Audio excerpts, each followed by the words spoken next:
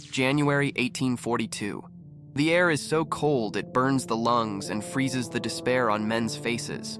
A column of 6,500 souls, a dark stain snaking through a landscape of immaculate snow, begins its march out of Kabul. On paper, they represent the power of the British Empire, the force that has subjugated a continent and whose flags fly in every corner of the globe. But this is not a victory march. It is a funeral procession. There are no cheering crowds, only the howling of the wind in the passes and the predatory gaze of phantoms posted on the peaks. This is not the story of how the world's most powerful army was defeated in a glorious battle, but the forensic analysis of how it was meticulously coaxed and provoked into destroying itself. The real question that echoes in these frozen footsteps is not how they lost, but why they ever believed they could win. This catastrophe was not forged in the heat of a single combat, but in the drawing rooms of Calcutta and in the minds of arrogant diplomats who saw the world as a chessboard where the pieces were peoples and cultures they despised. The Afghan warriors who stalk them from the rocks do not need to be military geniuses. They only need to be patient. They are the vultures waiting for the imperial beast, sick with its own hubris and already mortally wounded by its own incompetence, to finally collapse under the weight of its fatal errors. What we are about to witness is not a battle, it is a demolition. The annihilation of the Kabul army was not, therefore, the masterpiece of an Afghan strategist, but a demolition executed with precision by its own victims. It was a disaster built on the foundations of a cultural arrogance so deep it prevented them from seeing the Afghans as human beings with a will of their own. It was erected on the pillar of a disastrously incompetent leadership, personified by an old, sick general who could not ride a horse and a political envoy who believed betrayal could be an instrument of state. And it was cemented with a fatal ignorance of the terrain and the society they sought to dominate. Akbar Khan's warriors did not need to win the war. They merely had to show up to push the staggering giant into the abyss it had dug for itself. Commanding this expedition into oblivion is not a strategist, but a caricature of imperial decay. Major General William Elphinstone is a decrepit aristocrat, so ravaged by gout and rheumatism that he can barely sit his horse. His body is a map of his leadership, weak, pained, and paralyzed by indecision. At his side, as the fevered brain of this sick body, is Sir William McNacken, the political envoy. McNacken is the embodiment of Victorian arrogance, a diplomat who sees treachery and bribery as legitimate tools of governance and who profoundly despises the Afghans, considering them little more than scheming savages to be manipulated with empty promises and bags of rupees. Together, they do not form a command. They form a recipe for disaster. The force they lead is an optical illusion. The number, 6,500, sounds formidable, but it is a dangerous lie. Only 4,500 of them are combatants, a mix of British troops and Indian sepoys ill-equipped for the brutal Afghan winter. The remaining 12,000 are a deadly encumbrance, an entire city of camp followers. They are the wives and children of officers, servants, cooks, blacksmiths, merchants, and prostitutes, dragging with them their possessions, from pianos to fine china. It is not a nimble military force designed for survival, but a caravan of colonial society, slow, vulnerable, and utterly dependent on a logistics chain that has already crumbled. Their sole motivation is not victory or honor, but to escape an insurrection they themselves provoked by overthrowing a popular ruler, Dost Muhammad Khan, to install a hated puppet. Facing this giant with feet of clay is a force the British are incapable of understanding. It is not a formal army they can meet on an honorable field of battle, but the very spirit of Afghanistan made guerrilla. The leader of this resistance is Wazir Akbar Khan, son of the deposed emir. He is no savage, but a cunning, charismatic leader consumed by a thirst for vengeance as cold as the mountains that surround him. He does not see the British as adversaries, but as a plague to be exterminated. His army consists of thousands of tribal fighters, primarily Ghilzai, who fight not for pay, but for their land, their honor, and their faith. They are masters of the ambush, armed with the lethal Jazayali, a long-range flintlock rifle that far outmatches the British muskets, and they know every crack and crag of the passes like the back of their hand. But Akbar Khan's most powerful weapon is not his rifle or his knowledge of the terrain. It is the blindness of his enemies. The fatal British arrogance is the true battlefield where this war has already been lost. In their worldview, Afghans are an inferior race, incapable of coordinated action or strategic thought. They see them as undisciplined savages, a mob that can be scattered with a cavalry charge or bought off with money. They are fatally incapable of understanding the simplest truth, that their own presence, the invasion of a land that has never tolerated foreign masters, is the only catalyst needed to unite rival tribes against them. They are not fighting an army, they are fighting a people, and they have mistaken hospitality for submission.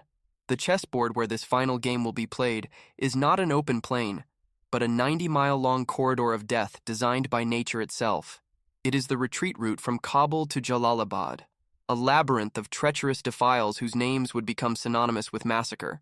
The Khord Kabul, the Tungi Tariki, or Dark Pass, and the infamous Jagdalak. Here, the terrain is not a mere backdrop. It is the Afghans' most effective weapon. The narrow canyons funnel the slow, lumbering British column, turning it into a perfect, inescapable target. The waist-deep snow and glacial cold are not mere inconveniences. They are active agents of death, paralyzing the Indian sepoys, accustomed to the heat of the plains and turning every step into an agony.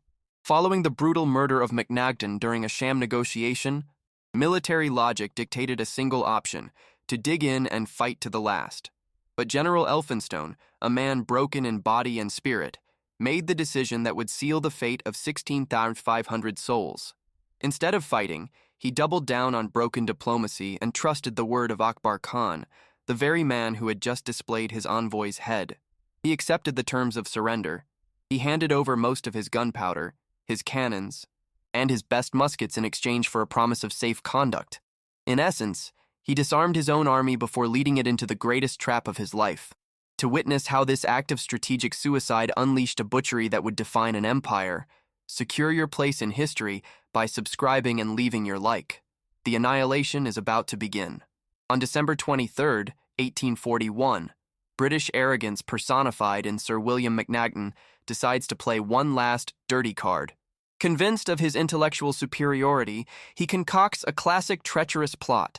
He will meet with Akbar Khan and other tribal chiefs, supposedly to negotiate peace. His true intention is to offer Akbar the position of vizier while secretly having promised a bounty for his head to another tribe. McNagden, the master of the great game, believes he can manipulate these savages as easily as he moves pieces on a chessboard, not realizing that on the Afghan board, the pieces have a will of their own and a profound contempt for players who disrespect the rules of honor, however brutal they may be. The meeting takes place on the snowy plains outside Kabul. McNagden arrives with a small escort, brimming with a confidence that borders on madness. He sees himself as the puppeteer about to cut the strings of the insurrection. Akbar Khan, for his part, plays his role to perfection. There is no anger on his face, only the serene calm of a predator who knows its prey has willingly entered the cage. As they exchange empty pleasantries, Akbar's men begin to discreetly surround the British party. McNagden, blind to the choreography of his own execution, presses on with his offer, unaware that the only deal to be closed that day will be that of his own death, sealed not with ink, but with blood. Suddenly, at a signal from Akbar Khan, the farce ends. The Afghans pounce on the British escort. Akbar himself seizes McNagden, shouting, "You are a dog!" He drags him through the snow and shoots him with one of the very pistols the envoy had gifted him days earlier.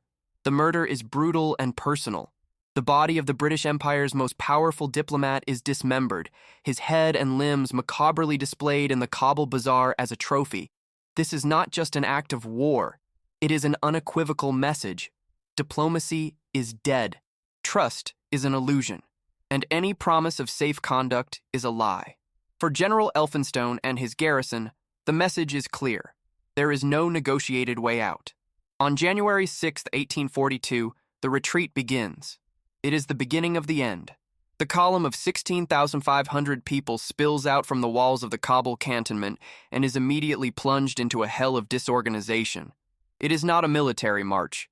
It is the chaotic evacuation of a city in panic. The deep snow and paralyzing cold turn the advance into a logistical nightmare. The camp followers, with their carts overloaded with useless possessions, clog the narrow paths, while the soldiers try in vain to form a rearguard. Before the last person has even left the camp, Afghan snipers, posted on the surrounding hills, open fire, beginning a bleed that will not cease for 7 days. The myth of British discipline and organization disintegrates in the first few hours. Panic is the only commander-in-chief. The column stretches for several miles, making it impossible to defend. The Ghilzai attacks are not mass charges, but a constant torture, a drip feed of death that erodes morale faster than any pitched battle. Carts with food, ammunition, and medical supplies are the first to be abandoned or looted, condemning the column to death by starvation and cold. In less than 24 hours, the orderly retreat has transformed into a slow-motion rout, a mass of terrified and frozen humanity, completely at the mercy of its hunters. The first day sets the pattern for the annihilation to come. The Indian sepoys, in their cotton uniforms designed for the heat of India, are the first victims of the cold. Their fingers freeze to the triggers of their muskets, rendering them useless. They fall by the hundreds, not to bullets, but to hypothermia. The slower, more vulnerable camp followers are mercilessly slaughtered in the rear. The snow is stained red. The British Army is not being defeated. It is being dismantled, piece by piece, by a lethal combination of incompetence, panic, and an enemy that has merged with the winter landscape itself. Self-destruction is a fact. The Afghans are mere executioners. On January 8th, the remnants of the column reach the mouth of the Khord Kabul Pass, a 5-mile-long canyon flanked by sheer cliffs. It is a natural trap, a death corridor from which there is no escape. To enter it is suicide, but to turn back is impossible. With fatalistic resignation, the mass of survivors pushes into the beast's throat. Immediately, the slopes come alive. Hundreds of Ghilzai warriors who have been waiting for them appear on the heights. They are beyond the range of the ineffective British muskets, but the column, packed tightly at the bottom of the defile A, is a target they cannot miss. The mass execution begins. What happens in the Khord Kabul is not a battle. It is a hunt. The Afghan Jazayls, with their superior range, spit death from above with devastating accuracy. Men, women, and children fall at every step, their bodies creating a macabre tapestry on the bed of the frozen stream. There is nowhere to take cover, no way to fight back. It is a one-sided, systematic slaughter. The sound of shots echoing off the canyon walls mixes with the screams of the wounded and the panic of the animals. In this single pass, nearly 3,000 people are annihilated. It is here that the British Army ceases to exist as a coherent fighting force and becomes, definitively, a terrified herd fleeing towards its inevitable butchering. Upon exiting the slaughterhouse of the Khord Kabul, the column is but a shadow of its former self. Military discipline has completely evaporated. Units have disintegrated. Soldiers, driven mad by terror and cold, disobey their officers, break ranks, and flee in small groups, only to be hunted down individually. The survival instinct has replaced any notion of duty or honor. The command structure, already weakened by Elphinstone's incompetence, collapses. The army has not been broken by a cavalry charge or a brilliant maneuver. It has been psychologically dismantled, reduced to its most basic terrified components by an enemy who refused to fight by its rules. In the following days, the butchery continues with methodical cruelty. Akbar Khan, in a move of supreme cunning, presents himself not as a butcher, but as a savior. He offers to take the British women and children, including Lady Sale, under his protection, arguing they will not survive the march. It is an offer that a desperate Elphinstone accepts. In reality, they are becoming valuable hostages, and their departure removes the last reason many of the soldiers were still fighting. It is a masterstroke of psychological warfare, draining the last drop of resistance from the remaining men, abandoning them to their fate in a nightmare landscape. On January 13th, near the village of Gandamak, the final chapter of this tragedy is written in the snow. A mere handful of men, some 20 officers and 45 soldiers of the 44th Regiment of Foot, the last organized remnants of the army, make their last stand on a hill. They are surrounded by hundreds of tribal warriors. It is not a heroic defense in the style of Thermopylae, as Victorian mythology would later try to portray it. It is the final spasm of a dying body. They are frozen, starving, almost out of ammunition, and utterly without hope. It is the pathetic, lonely end to a campaign built on arrogance. The resistance is brief and desperate.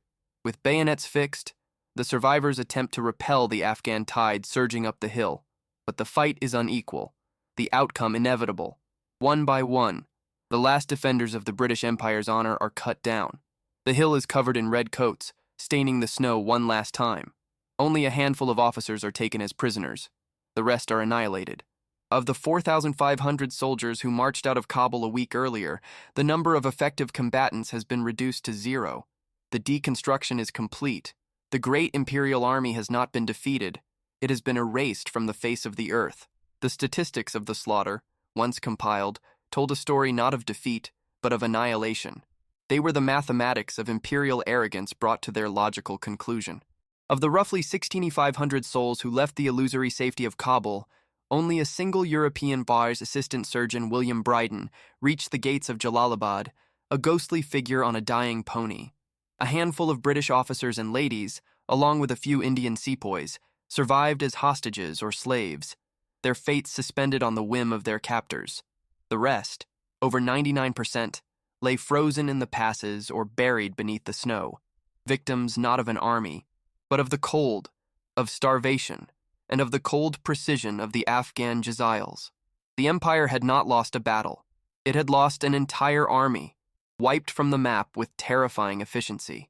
The fate of the commander who presided over this disaster was as pathetic as his leadership. Major General William Elphinstone did not die in a heroic last charge, sword in hand defending the Queen's honor.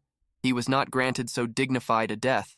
He was taken prisoner, a sick and humiliated old man, forced to witness the final consequences of his own indecision. His end came a few months later, not from an executioner's bullet, but from a bout of dysentery while in captivity. He died of a vulgar illness in a foreign land, an ignominious end that served as the perfect epitaph for a campaign characterized by incompetence and blindness. The Empire would build no statues to a general who not only lost, but surrendered to mediocrity even in his own death. The aftershock of the catastrophe spread slowly, first as an unbelievable rumor and then as a shocking truth that shook the foundations of the British Raj. The passes between Kabul and Jalalabad became an open grave, a 90-mile monument to imperial hubris, with thousands of corpses of men, women, and children preserved by the ice. For the British Empire, which saw itself as an invincible civilizing force ordained by Providence, the news was a devastating psychological blow. It was the first time one of its colonial small wars had ended not in a routine victory, but in near total extermination. The stain of Kabul was not just a military defeat, it was a deep wound in the myth of Victorian infallibility, one that would never fully heal. The Kabul disaster was far more than a military defeat.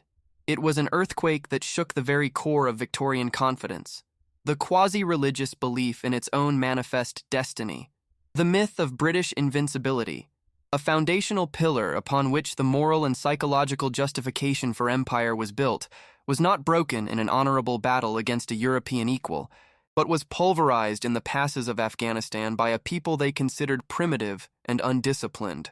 The shock that rippled through London and Calcutta came not from the loss of soldiers, but from the annihilation of an idea. The belief that the British will was a force of nature to which the world must, sooner or later, submit. The wound was psychological, a blow to the imperial ego from which it would never fully recover. Ironically, by destroying its own myth, the British Empire forged a far more enduring legend for its adversary. It was in these frozen passes that Afghanistan earned its grim and lasting reputation as the graveyard of empires. This event set the template for the future, turning the country into the symbol of indomitable resistance against the hubris of superpowers. The lesson, written in the blood of 16,500 people, was clear. This land is not conquered, only rented for a time at an exorbitant cost. A lesson that other superpowers in the 20th and 21st centuries would choose to ignore with equally catastrophic consequences, proving that arrogance is an ailment that does not learn from history. Within the empire itself, the story was transformed into a cautionary tale, a ghost that haunted the corridors of power.